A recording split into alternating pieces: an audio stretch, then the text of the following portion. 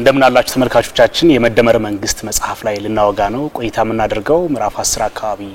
የተጠቀሱትን ጉዳዮች ይሆናል የፖለቲካ ስክነት ላይ ቆይታ እናደርጋለን ቆይታ የምናደርገው ቴዎድሮስ ታደሰ የመጣጥፍ ጸሐፊና የኮሙኒኬሽን አማካሪ ጋር ነው ቴዎድሮስ ታደሰ ስለመጡልን እናመሰግናለን ፖለቲካ ጋር ብንጀምር ደስ ይለኛል ፖለቲካ ራሱ ምንድነው ከሚለው ማለት ፖለቲካ ማለት የህዝብ አስተዳደር ማለት ነው ባጭሩ ፖለቲከኛ ማለት አስተዳዳሪ የህዝብ አስተዳዳሪ ማለት ነው ፖለቲከኛ የህዝብ አስተዳዳሪ ከሆነ የራሱን ጥቅም ገለል አድርጎ የህዝብን እንዲሰማ ወይም ደግሞ የህዝብን ጥቅም ለማስከበር ከራሱ ተርፎ ለሌሎች ለመትረፍ ማድረግ ይኖርበታል በመደመር መንግስት ሐሳቤ ካየ ነው አሁን ያልኩት ሐሳብ የተሻገረ የፖለቲካ አመለካከት ያለው የፖለቲካ መሪ ማለት ነው የተሻገረ የፖለቲካ ዓላማ ያለው የፖለቲካ መሪ ከራሱ አልፎ አገርን የሚያስቀድም እንግዲህ የግል መልከታ ብዙ ጊዜ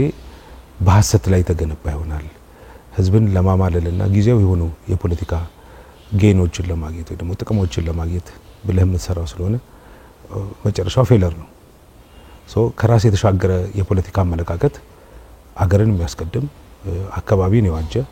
ዓለምን የሚቃኝ የፖለቲካ አመራር ያስፈልጋል ማለት ነው ይሄ ፖለቲካ አመራር አገሪቱ ለምትሰራው የፖለቲካ ፖሊሲ የኢኮኖሚ እድገት ትልቅ አስተዋጽኦ ያለው ከኔነት ያለፈ አገርን የሚያስቀድም አመራር ያስፈልጋል ማለት ነው ስለዚህ የግል ሐሳቦችን እና የግል ጥቅሞችን ኦፍ ኮርስ ራሱ ማክበር አለበት ራስ ማክበርና ለግል ጥቅም መትጋት ይለያያል ለግል ጥቅም መትጋት መጨረሻው እንዳልኩ የፖለቲካውን ውድቀት ነው የሚያመጣው ስለዚህ ከዚህ አንፃር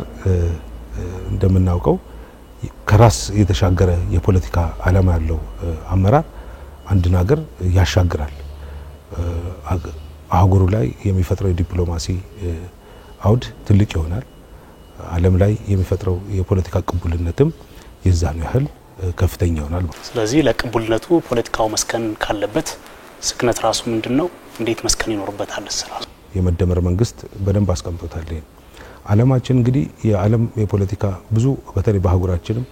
ብዙ የገመድ ጉተታው መዋቀቱም ግጭቱም ምንም ይመጣው ከፖለቲካ ለመስከን ነው ከፖለቲካ ለመስከን ፖለቲካ መስከን ሲባል የተረጋጋ የፖለቲካን አሬና መፍጠር ማለት ነው ከዛ አንፃር የዓለማችን ትልቁ የፖለቲካ ችግር በራሳቸው ብቻ ሳይሆን ከውስጥም የሚነሱ የፖለቲካ ለመስከኖች ለፖለቲካ ነውጥ ምክንያት ሆነዋል ነውጡ ምን ችግሮችን ይዞ ይመጣል ማለት ነው ወይል እንግዲህ ዓለመስከን አንድ ነገር የኢኮኖሚ ወደ ኋላ እንድትቀር ያደርጋል ኢንቨስትመንት አማራጮች አይኖሩም የሥራ ዕድል አይኖርም አመራሩም ዝም ብሎ የፖለቲካ ግጭቶችን በተደጋጋሚ የሚያስተናግድና መፍትሄ የሌለው የፖለቲካ ውድን ይፈጥራል እንግዲህ ከውስጥ አሁን የተለያዩ ምክንያቶች ይኖራሉ ይላል መስከን ግን አብዛኛው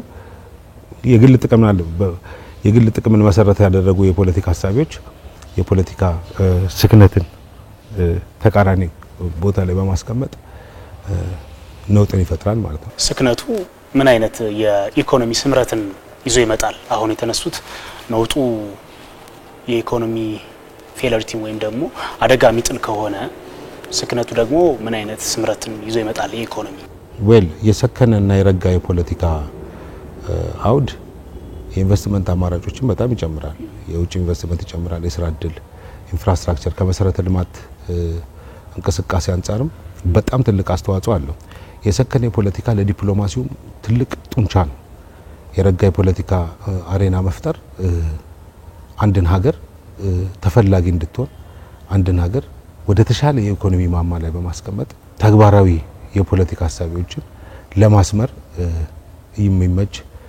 አውድ ይፈጥራል ማለት ነው ከዚህ አንፃር አሁን ያነሳናቸው ኢኮኖሚ ኢንቨስትመንት በተጨማሪ የህዝብ አመኔታ ህዝብ በፖለቲካው እንዲያምን ህዝብ በልማቱ እንዲያምን ህዝብ በፖለቲከኛው ላይና በአመራሩ ላይ እምነት እንዲፈጠር ትልቅ አስተዋጽኦ አለው ስለዚህ ከራስ በተሻገረ ለሌሎች በመትረፍ የሚመጣ ነገር ከሆነ ዲፕሎማሲው ደግሞ የሚያስተካክላቸው ነገሮች ይኖራሉ ከራስ ባሻገር ለሌሎች በመትረፍ ማለት ነው ፎሬን ዳይሬክት ኢንቨስትመንት ላይ በጣም ትልቅ አስተዋጽኦ አለው ማለት አንድ ሀገር የረጋና ከራስ የተሻገረ ሲባል በነገራችን ላይ ኖት ኦንሊ ከግል ሀሳብ ብቻ አንተ ከራስ ተሻግረ የረጋ ፖለቲክስ ትፈጥራል ከራስ ተሻግረህ ደግሞ አካባቢህን መቃኘት አለበት የአካባቢ ቅኝት ሲባል አካባቢ ምን አይነት ፖለቲካ አሬና ነው ያለው ከራስ የተሻገረ ማለት አንተ የረጋ ፖለቲካ ከያስ አካባቢህም ላይ የረጋ ፖለቲካ ትፈጥራለህ ዲፕሎማሲያዊ ግንኙነት የሚሰራው እንደዚህ ነው አይደል ይሄን የፖለቲካ እድገትህን ከአካባቢ ተጽዕኖ አንፃር ትቃኛለህ ከዓለም አቀፍ አውድ አንፃር ምን አይነት ግንኙነትን መፍጠር እንዳለብህ ምን አይነት ሁኔታዎችን ማምጣት እንዳለብህ ትልቅ ግብአት ይሆናል ይህ ግብአት ሀገር ለማሻገር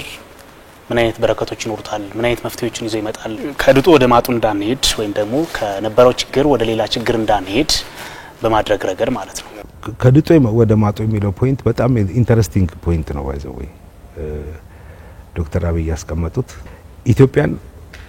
ከድጡ ወደ ማጡ ያስገባት አንደኛው የፖለቲካ ታሪካችን ነው የፖለቲካ ታሪካችን ምን ያሳየናል በኃይለ ሥላሴ ጊዜ በደርግ ጊዜ በኢህአዴግ ጊዜ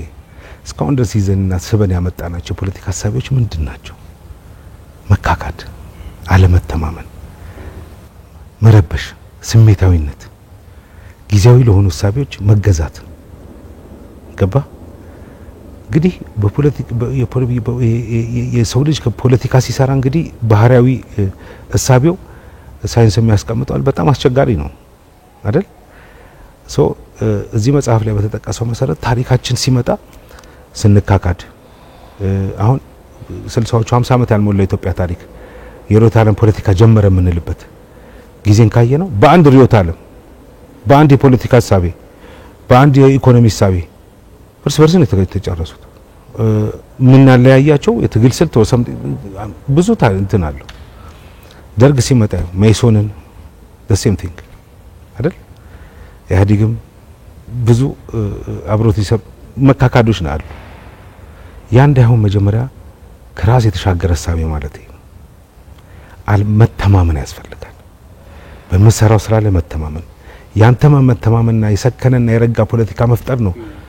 ፖለቲካው ላይ እምነት እንዲፈጠር የሚያደርገው ከዚህ አንፃር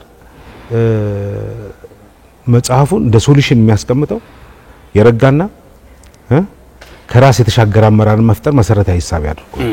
የሚያስቀምጠው አመሰግናለሁ ለሰጡኝ ጊዜ ሪሰርቹ